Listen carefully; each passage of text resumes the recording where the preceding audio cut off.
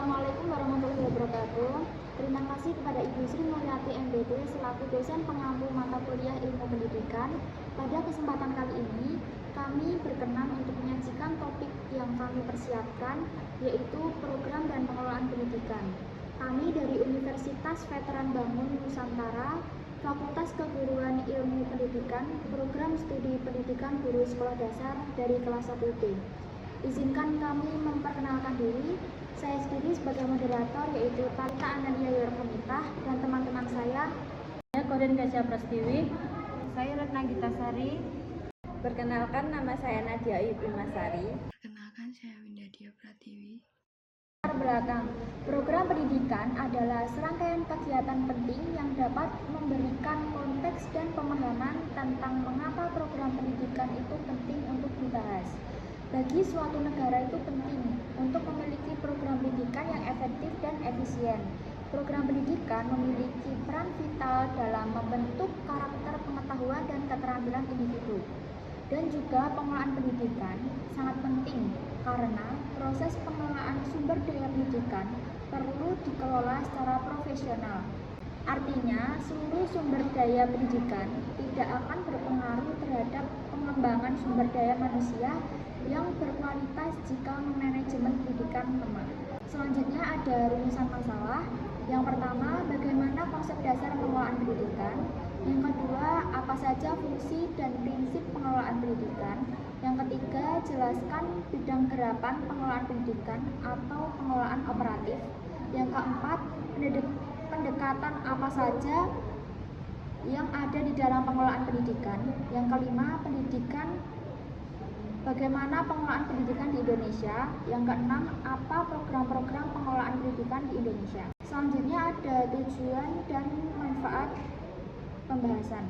Yang pertama, tujuan, yaitu menjelaskan pengertian dari pengelolaan pendidikan. Yang kedua, menguraikan fungsi dan prinsip pendidikan. Yang ketiga, menjelaskan bidang gerakan pengelolaan pendidikan atau pengelolaan operatif. Yang keempat, menjelaskan dan menguraikan pendekatan dalam pengelolaan pendidikan. Yang kelima, menginformasikan pengelolaan pendidikan di Indonesia. Yang keenam, menginformasikan program-program pengelolaan pendidikan di Indonesia. Adapun manfaat pembahasannya yaitu: 1. Mengetahui pengertian dari pengelolaan pendidikan. Yang kedua, memahami fungsi dan prinsip pengelolaan pendidikan. Yang ketiga, memahami bidang pengelolaan pendidikan. Yang keempat, mengetahui pendekatan dalam pengelolaan pendidikan. Yang kelima, mengetahui pengelolaan pendidikan di Indonesia. Yang keenam, memahami program-program apa saja pendidikan di Indonesia. Yang selanjutnya ada peta konsep program dan pengelolaan pendidikan. Bab 1, pendahuluan, ada latar belakang, rumusan masalah, tujuan pembahasan, dan manfaat. Bab 2, pembahasan. Yang pertama, pengertian program pengelolaan pendidikan. Yang kedua, fungsi dan prinsip pengelolaan pendidikan. Yang ketiga, pendekatan. Yang ketiga, pengelolaan operatif. Yang keempat, pendekatan pengelolaan pendidikan. Yang kelima, pengelolaan pendidikan di Indonesia. Yang keenam, program pengelolaan pendidikan di Indonesia. Adapun bab 3 yaitu penutup. Yang pertama kesimpulan dan yang terakhir saran. Untuk materi selanjutnya akan disampaikan rekan saya. Terima kasih waktu yang diberikan oleh moderator. Selanjutnya saya akan memaparkan materi tentang pengertian menurut para ahli. Yang pertama yaitu Oteng Sutisna 1983.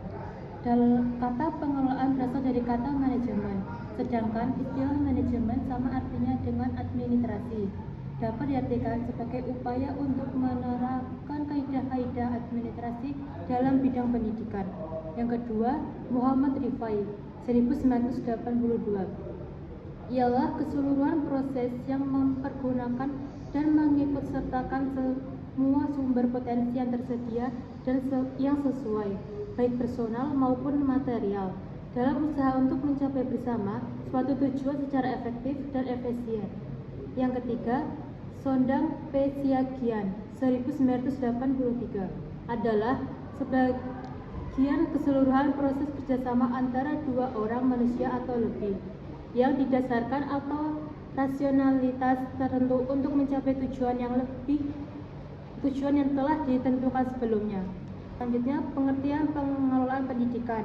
Pengelolaan atau manajemen pendidikan dapat diartikan sebagai serangkaian kegiatan merencanakan, mengorganisasikan, memotivasi, mengendalikan, dan mengembangkan segala sesuatu guna mencapai tujuan pendidikan secara efektif, efisien, dan produktif.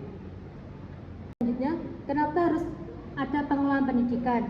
Karena proses pembelajaran dapat terkonsep dan terancang dengan baik dan sistematis. Yang kedua yaitu tujuan sekolah dapat tercapai secara maksimal. Yang ketiga, mencapai visi misi bersama. Dan yang keempat, dapat membantu menentukan arah tujuan lembaga pendidikan. Dan yang terakhir yaitu pengelolaan pendidikan diharap dapat meningkatkan kualitas dan pemerataan akses pendidikan bagi seluruh rakyat Indonesia. Selanjutnya yaitu fungsi pengelolaan pendidikan. Yang pertama, perencanaan atau planning, merupakan perhitungan tentang apa yang akan dijalankan dalam rangka mencapai tujuan tertentu. Yang kedua yaitu pengorganisasian atau organizing, pengelolaan kegiatan-kegiatan penugasan, penyediaan keperluan dan wewenang untuk melaksanakan kegiatan. Yang C yaitu pengarahan atau actuating.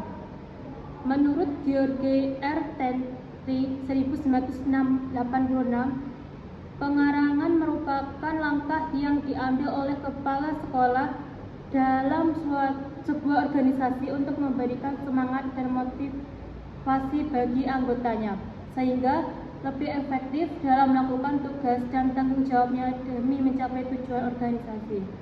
Dan yang terakhir yaitu pengawasan atau controlling.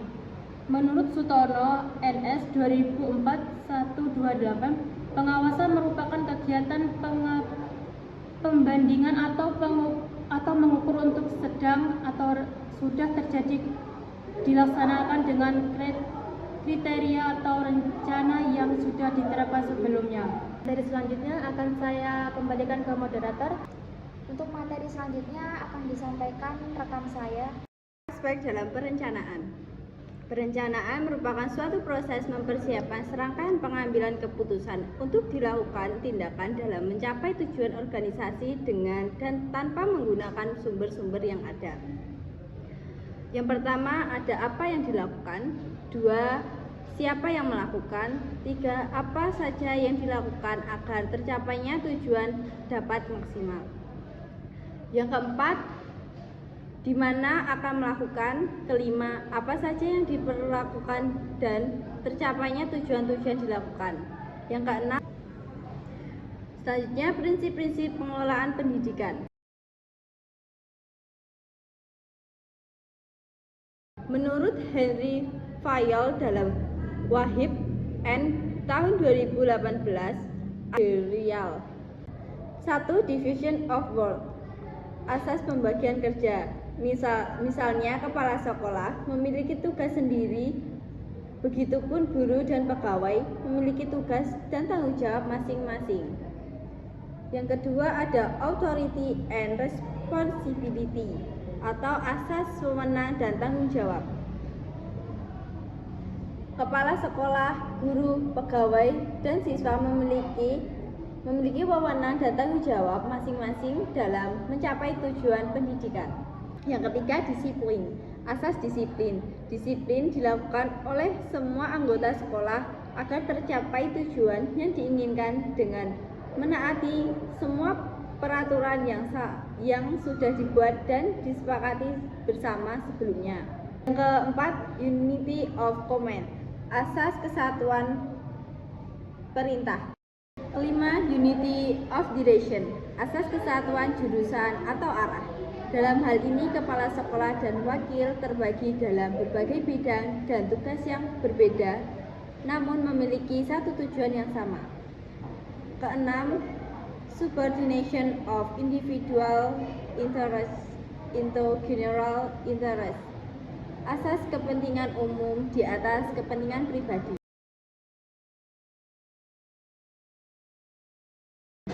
Misi kepala sekolah dan guru harus mendahului kepentingan yang berhubungan dengan kemajuan dan kesuksesan sekolah daripada kepentingan pribadi masing-masing.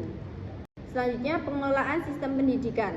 Undang-Undang Nomor 20 Tahun 2003 Bagian 1 Bab 50 menjelaskan bahwa sistem pendidikan nasional merupakan tanggung jawab Menteri. 1. Pemerintah menentukan kebijakan nasional dan standar nasional.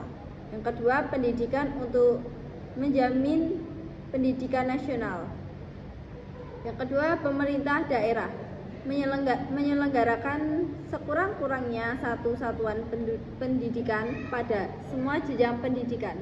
2. Untuk dikembangkan menjadi satuan pendidikan yang bertaraf internasional.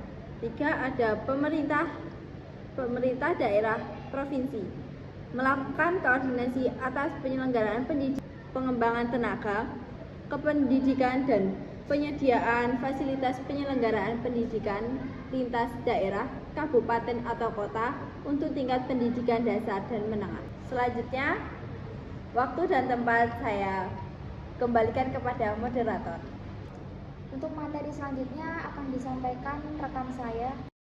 Terima kasih kepada moderator atas waktu yang telah diberikan. Untuk materi selanjutnya saya akan menyampaikan bidang garapan pengelolaan pendidikan atau pengelolaan operatif. Ada beberapa unit-unit kegiatan dalam sebuah organisasi. Di antaranya yang pertama yaitu ada pengelolaan kesiswaan, pengelolaan pengajaran, pengelolaan personil, pengelolaan persuratan dan kearsipan, pengelolaan keuangan, dan pengelolaan perlengkapan.